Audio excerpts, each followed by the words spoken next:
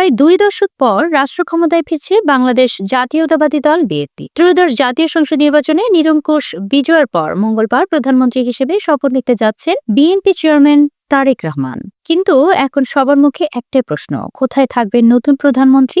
২০২৪ সালের গণ অভ্যুত্থানের পর দেশের রাজনৈতিক বাস্তবতা বদলে যায়। ছাত্র জনতার ক্ষোভের কেন্দ্রবিন্দু ছিল প্রধানমন্ত্রীর সরকারি বাসভবন, গণভবন। পরবর্তীতে সেটি রূপান্তরিত হয় জুলাই স্মৃতি জাদুঘরে। ফলে নতুন প্রধানমন্ত্রীর জন্য গণভবন আর বিকল্প নয়। তাহলে কি নতুন ঠিকানা হবে রাষ্ট্রীয় অতিথি ভবন যমুনা? গৃহায়ন ও গণপূর্ত মন্ত্রণালয় বলছে, প্রধান উপদেষ্টার বাসভবন যমুনাকে নতুন প্রধানমন্ত্রীর সরকারি বাসভবন হিসেবে প্রস্তুত করাও হতে পারে। এই বিষয়ে নির্দেশনা পেলে কাজ করবে তারা।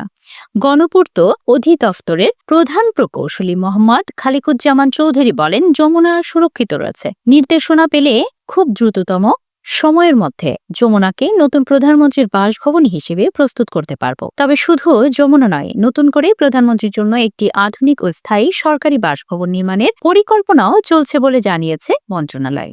আন্তর্জাতিক মান বজায় রেখে নিরাপত্তা, প্রশাসনিক সুবিধা ও প্রোটোকল ব্যবস্থাকে গুরুত্ব দিয়েই প্রাথমিক পরিকল্পনা নেওয়া হয়েছে। তিনি আরও বলেন, প্রধানমন্ত্রীর বাসভবন শুরু একটি বাড়ি নয়, বরং এটি আমাদের ঐতিহ্য এবং বাংলাদেশের মর্যাদার প্রতীক। এই প্রতীক যাতে সবচেয়ে বেশি মর্যাদাপূর্ণ হয় এবং যে কোনো দেশের প্রধানমন্ত্রীর বাসভবনের থেকে যাতে আমরা পিছিয়ে না থাকি, সেভাবেই তুলনা করি আমরা একটি পরিকল্পনা করছি। প্রধানমন্ত্রীর বাসভবন নিয়ে অনিশ্চয়তা থাকলেও রাষ্ট্রীয় অতিথি ভবন যমুনার পাশেই ২৯ নম্বর ভবন প্রস্তুত রাখা হয়েছে বিরোধী দলীয় নেতার জন্য।